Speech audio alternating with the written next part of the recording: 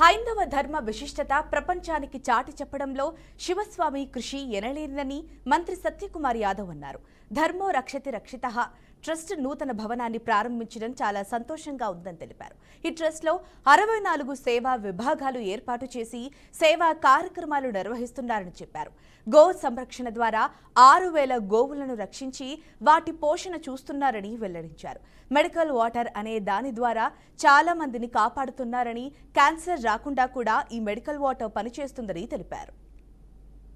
పరిరక్షణ కోసం హైందవ ధర్మ వైశిష్టతను ప్రపంచానికి చాటడం కోసం విశేషమైన కృషి చేస్తున్న శ్రీ శ్రీ శివస్వామీజీ వారు కేవలం ఆధ్యాత్మిక కార్యక్రమాలకి, సంస్కృతి సంప్రదాయాల పరిరక్షణ కోసం మాత్రమే కాకుండా ధర్మో రక్షితః అనే ఒక ట్రస్టును స్థాపించి ధర్మాన్ని రక్షిస్తే ఆ ధర్మం మిమ్మల్ని కాపాడుతుంది అనే భావనతో సేవా కార్యక్రమాలు కూడా శ్రీకారం చుట్టడం, దానికి భవన కార్యకలాపాలు నిర్వహించడం కోసం ఒక సొంతంగా భవనాన్ని ఏర్పాటు చేసుకుంటున్న సందర్భంగా శుభాకాంక్షలు. ఈ సందర్భంగా భవన నిర్మాణ దాతలైనటువంటి హరి వెంకట సతీష్ గారికి, వారి సతీ ధర్మపత్ని కుమారాణి గారికి నేను ధన్యవాదాలు, అభినందనలు తెలియజేస్తున్నాను. హిందూ సమాజంలో చైతన్యాన్ని నింపడమే కాకుండా ఒక ట్రస్ట్ ద్వారా సేవా కార్యక్రమాలు నిర్వహించడం అనేది చాలా ప్రేరణాదాయకం. దాదాపు 64 విభాగాలు తయారు చేసుకుని వివిధ రంగాల్లో సేవా కార్యక్రమాలను చేపట్టడం, ముఖ్యంగా ధర్మ పరిరక్షణ భాగంగా కేవలం మన రాష్ట్రంలోనే కాకుండా ఓం నమః శివాయ. భారత్ మాతకి జై.